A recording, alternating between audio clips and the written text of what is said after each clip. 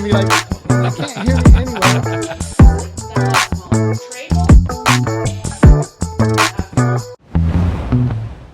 This is Jesse Paul this morning from Keller Williams Realty, St. George. We are here with Jessica Taggart-Marone today. Good morning. Thanks for having me. Jeremy, we sent him, well, of course, you knew last week he was in Peru and he was supposed to be back this morning, and he has had a 48-hour nightmare, I think. Planes, Trains, and Automobiles, Part 2. Oh, Nightmare. That's true. Mm-hmm. Traveling is so fun and so amazing until it isn't. And then it's pure hell. And these are first world problems that he got to go explore Machu Picchu with his son. And I mean, I'm a big advocate for travel, but if something goes wrong, there's this level of kind of patience. And then when you're tapped out, it's like, all I want to do is be home. So and I can't even imagine, because, you know, when you're traveling with 40 kids or 37 kids, and having to deal with changing all of that travel. Well, fortunately, I've traveled with the company that he's traveled with when I was a school teacher, and took a couple of groups of kids to Spain and France, which was super fun. And they are so professional and they deal with hiccups all the time. So, you know, hopefully they're able to deal with everything with grace, but they're in good hands. But it's hard when you're trying to get home and have plans. And anyway, it sounds like I've been out of a text thread that you guys had that were I wasn't in it either. Well, we've got some stories coming, I'm sure, all of us and the radio. So anyway, we're here today. Because the only thing I know is they said, hey, he's not going to be back. I said, okay, no problem. Yeah, here we are. Yeah, here we go. Thanks for having me. So it was so, and I wish we would have been recording like 5 minutes ago, because our conversation was just hilarious. Sometimes I'm funny. I have to remind my husband. Right. Jessica said she needs an intervention. With myself. With yourself. For what? I am obsessed with Taylor Swift, and I can't stop listening to her music. And if it's wrong to love her as much as I do, I don't want to be right. And there I've said it on public radio. So, and I'm famous for not knowing anything about pop culture, or like it's almost like I'm disconnected from the world. But when the whole thing with her and her boyfriend came out, I had number one, I don't watch sports either. I don't watch football. So I'm like, who is he and who is she? And I knew who she was. Well, that's good. But you're not living totally under a rock. Not totally out of the rock, right? But I still don't understand the absolute obsession. Like, because my wife and I have a friend that is also like, my wife bought her a Taylor Swift magazine. I didn't even know that existed. Oh, honey bunches. We got to get you up to speed. So obviously, if you've got your own magazine. Oh yeah, there's sources and books, and well, I don't have that kind of paraphernalia, but I realized that I have listened to her nonstop for over a year, ever since I saw her concert in Vegas a year ago in March. And anyway, you do the good Taylor Swift dance, though, right? Well, thank you. That's what that is, right? I don't even know what the one that you're always. I have some moves, Jesse, but I don't know if that's what you're talking about. I don't even know what. But as I was driving here today, I was like, I have not listened to. I mean, I'll occasionally put some other songs in my mix up, but I've been listening almost purely straight Taylor Swift for over a year and a half, and I think my husband's a saint because he has now learned so many lyrics. But anyway, that was what we were talking about. He's starting to. Maybe. He is. He's starting to. Maybe. Oh. Yeah. Ricky Ricardo is a good sport. Anyway, that's awesome. Thank you so much for having me. So excited to be here always. It's so fun. And yeah, poor Jeremy is in travel hell, but we're happy to be here. So yeah. So, and we are going to talk about some fun real estate today. Well, maybe not fun, but interesting, hopefully. Right. Because we were looking at the market this morning, and man, this year. Just like the temperatures, I am feeling a palpable change. I feel like we've been busy, thankfully, this whole year, but really noticed a difference in kind of the revving up of activity and interest and offers coming in, which is exciting for people that are in this industry. But obviously, people that are looking to move and sell, it's a great time. Yeah, it is. And the market is like month over month this year. It just keeps getting better. right? Sellers are getting more money. The amount of inventory is actually shrinking, which actually surprises me because it felt like there was a lot more homes coming on the market, but they're selling. Well, excuse me. I was with a buyer 2 days ago, and normally we talk about a kind of a normal rate of inventory for St. George is to have somewhere between 15 to 1,700 homes on the market. Yeah. And we were at 1,600 when we were looking at properties. That included everything, right? Okay. So, I mean, I feel like we are thankfully getting back to a place pre, 2016, 2017 rates of inventory that we're used to then. Right, because for a good from 2020 to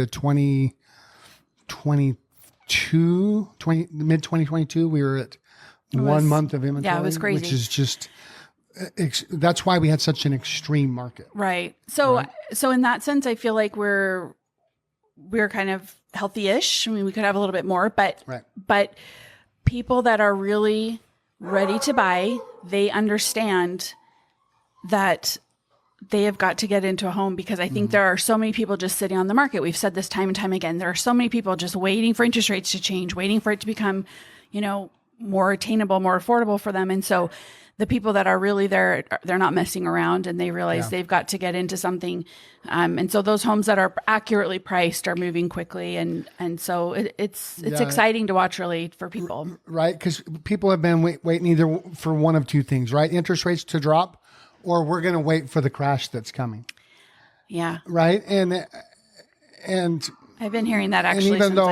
Even though, right, St. George had a little bit of adjustment, it seems to have actually stabilized and started going back up right now. So it's probably, who knows, but it's probably time to jump back in. And I was listening to something this morning that talked about, if the only thing we're looking at is the financial piece of the real estate, we're missing so much of what actual homeownership is, right? It's true. The emotional part, the stability part, the having a place to hang your hat that's yours, and the having control. Right. Right. If I want to change it, if I don't want my rent to go up next year, I should have a house, because if I have a fixed rate, it's not going up unless taxes go up. Right. Right. So anyway, but I had a conversation yesterday, and it happens a lot when I'm talking to a seller. They are looking at the market before they start talking to somebody, right? Before they start looking at the data, they look at homes that are for sale around them, right? What their competition would be. And they, without knowing, they're doing it because I don't think it's intentional. Sure. But they will place a value on their home that is whatever's for sale. Because I think what happens, I've seen this, I'm fixing to list. I sound Texan. I'm not. Fixing to list? Well, I'm a Wyoming girl. I don't know where that came from. I'm fixing to list a couple of properties. I love that. Thanks. And, that's a conversation. That's probably because you're sitting with me. Probably. I finally wore off on you. In all their good ways.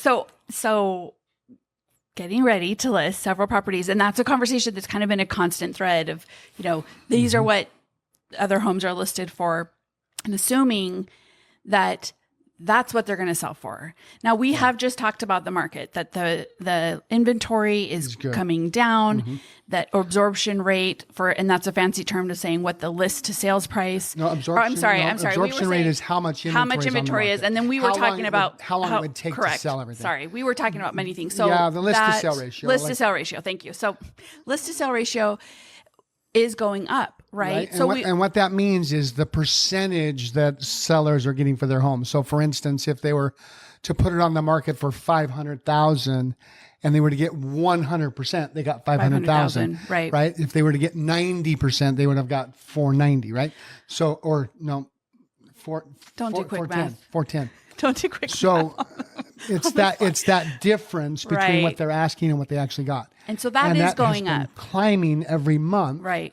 This year, right? So it would be safe to say that if every home is priced accurately on the market, that they're going to go close to, right? That is a safe assumption, but the assumption is that all the homes are priced accurately. Right. Or they're right. So exactly. And so what caught me though was her statement. So in the last 6 months, there was one model, like exact match to her place that sold, and it sold for a good 70,000 less than what she wanted to list than all of the other listings, right? That were sitting on the market. And her comment was, man, I can't believe they just cost me $70,000.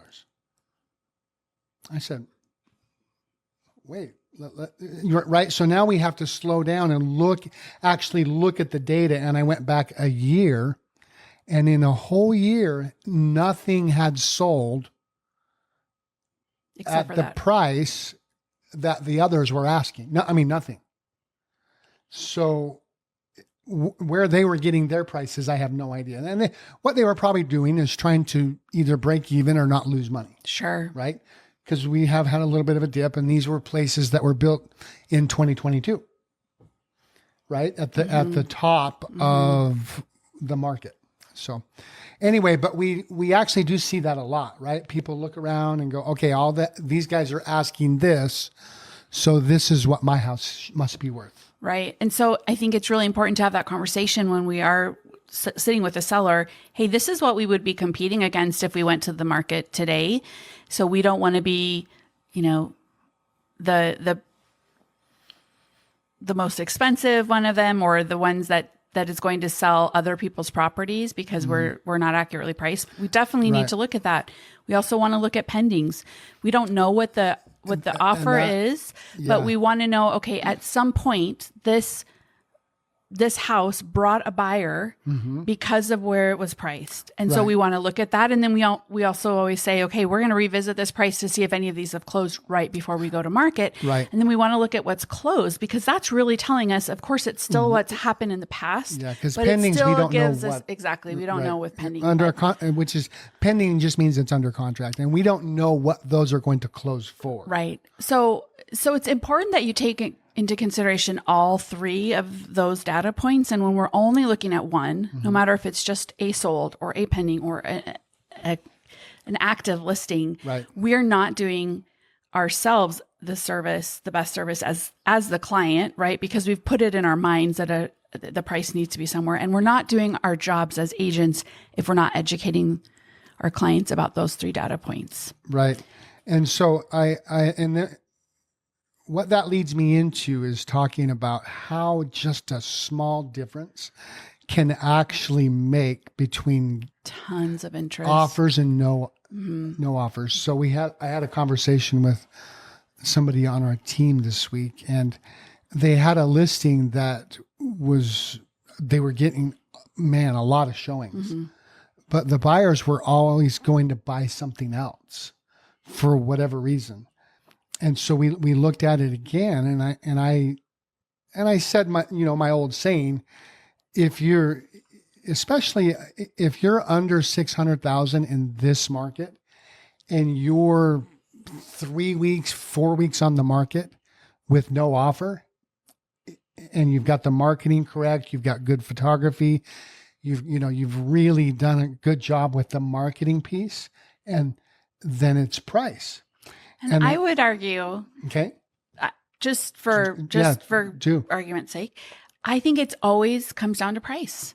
It does, but I mean, obviously, if it's a luxury property, we know days on market are going to be different. But ultimately, if it's a unique property, but if it's not, but everything can be overcome by price, right? And I'm not just saying let's just discount homes at all. That's not what I'm. Okay, so please don't misunderstand me. I'm just saying that ultimately, if we know that our marketing, we are doing the best job that we can at marketing, no matter the price point. If we know that we have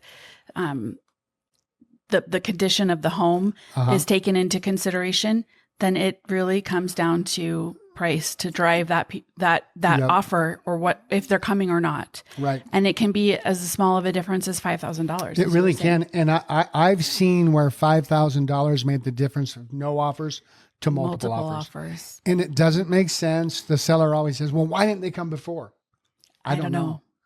But as soon as the buyer sees value, if you've got a lot of people coming and they're going to buy other homes, they're not seeing the value.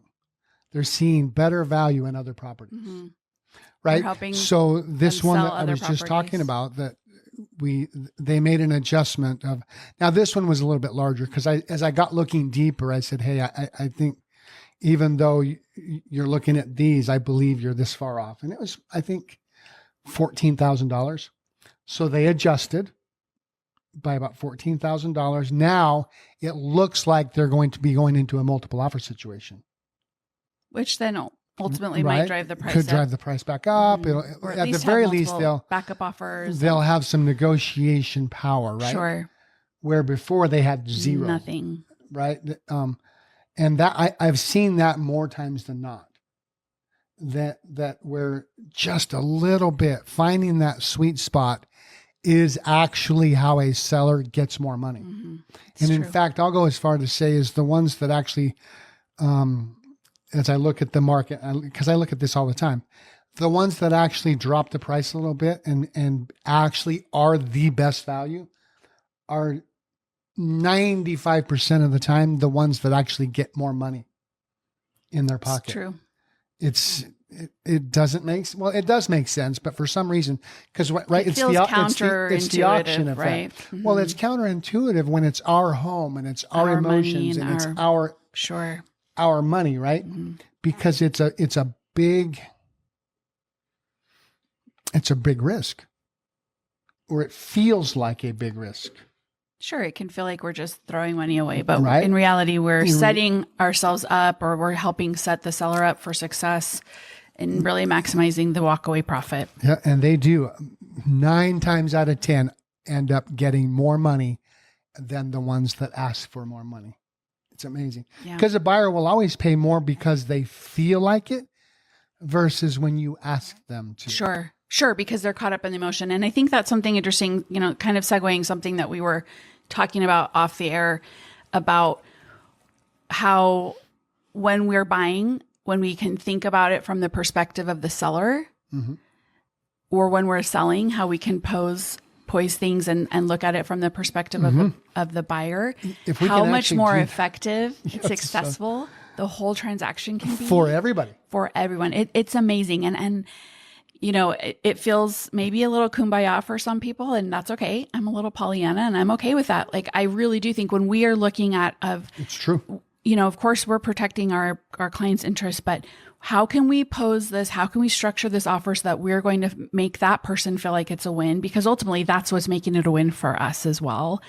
That's when we have the smoothest transaction. So when a seller is like, I'm going to try to wrangle I'm going to go high and mm-hmm. really negotiate, that does not bode well for a buyer. Mm-hmm. And there's buyer fatigue and negotiation fatigue mm-hmm. that sets in.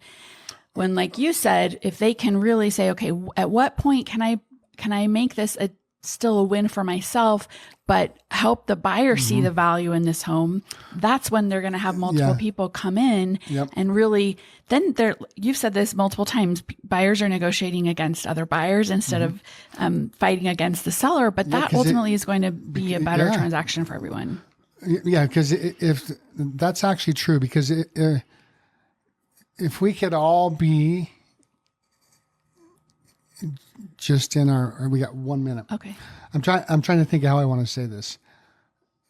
If we could all look at that in a way that is fair-minded, almost, where everybody wins, it'd be pretty cool. Well, and ultimately, we don't get to the finish line of a transaction, of a closing, if it's not a win for everyone, right? Right. Yeah. So ultimately, it always has to be a win for both parties, and that's our job to help facilitate that. Mm-hmm. And when we're able to look at with some clarity, okay, how does my offer make it look like and feel like a win for the other party? Right. That's when we're really going to be successful. That's true.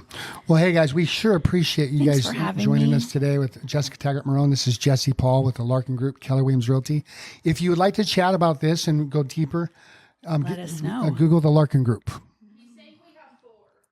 4 minutes? Oh, he went from 1 to 4. 1 to 4. All right. Andy. So we actually have 4 more minutes. Great. Okay. So now I've just said goodbye. Let me say hello. Take that back. Retract that. So I'm glad they actually did that, because I didn't get a chance to talk about the other side of that piece, right? When a buyer thinks, and I just had this happen the other day. I had a property in Lake Powell, and the buyer came in $150,000 low. Ooh, that had to hurt your. Well, it didn't. Well, that's good, right? But I think that we can have an effect on that, because it's not the buyer's not trying to be offensive. Sure. The buyer's going, this is what I think this is where worth, I see right? the value. Mm-hmm. And I can't tell you how many times, rather than reject an offer like that, we counter it and are able to get that lowest buyer up to a fair price, just by the way we handle it. Of course. By not getting offended. Well, and it's not our place to become offended as the agents, right? I meant more the client, probably. I mean, that feels hard, I guess. It does, but it's no harder than a seller that wants to stretch. That's fair. Right? So I guess what I'm saying is none of it has to be offensive. I think the real point that you brought up, or the takeaway rather, is that we should never, ever reject any offer. I don't think so. I think if people reject offers, they're getting their emotions are getting in their own way. And we're not looking at keeping kind of that tranquil. Yeah. So, I mean, there was no putting those two together. They were just too far apart, right? Because the seller, he can't go that low. He's like, well, I'll just doesn't make sense, right? Right. But getting that conversation, I mean, a lot of times buyers will say, well, we're just getting the conversation started. And right. And so I think, but for me, the takeaway, and we really educate clients at the Larkin Group, we never reject an offer in our office. Let them start. Let us just counter. Let them start wherever. Continue to counter, even if it's the same price point, until we just let that other person, the other party. Here's what I love about low offers is it gives me the opportunity to reach out to everybody else that might be on the fence. And I can, not more times than not, but many times I've actually created multiple offers. Sure. And that low ball offer actually came in and was the best offer we ended up with. Some people just have to try. Yeah, that's true. I feel like there are kind of two camps of buyers. And correct me if I'm wrong, but working with buyers like I do, I feel like this is something I see a lot. There are some buyers that will say, I am happy to pay $500,000 for this house. And so I'm going to offer $500,000. And if I get it accepted, I'm going to be thrilled, because that's the price I said I would be happy to pay. And they're just tickled. And then there are buyers that are going to say, well, I really want to pay $500, or I would pay $500, but I'm going to start at $450. And they like that game. They like the negotiation. They like to feel like they really tried. And, anyway is great if they get the result that they want. Yeah. Some of the costs sometimes of being really negotiation heavy up front is that you've maybe burned a little bit of that negotiation equity at the end for repairs, et cetera. But I think that that's just part of the process of people figuring out where the value is for them. Real quick, I'm going to say there's 3 kinds of people. There's the other people that absolutely have to try to get the best deal. They don't have a choice. It's in their DNA. Yeah. All right. Now we're being cut off. This is Jesse Paul with Jessica Taggart-Marone with the Larkin Group, Keller Williams Realty. Please Google the Larkin Group. Reach out to us. We'd love to talk. If you want to have a deeper conversation about this, we'd love to go through the data and help you figure out the best price for your home. Thanks, guys. Over and out.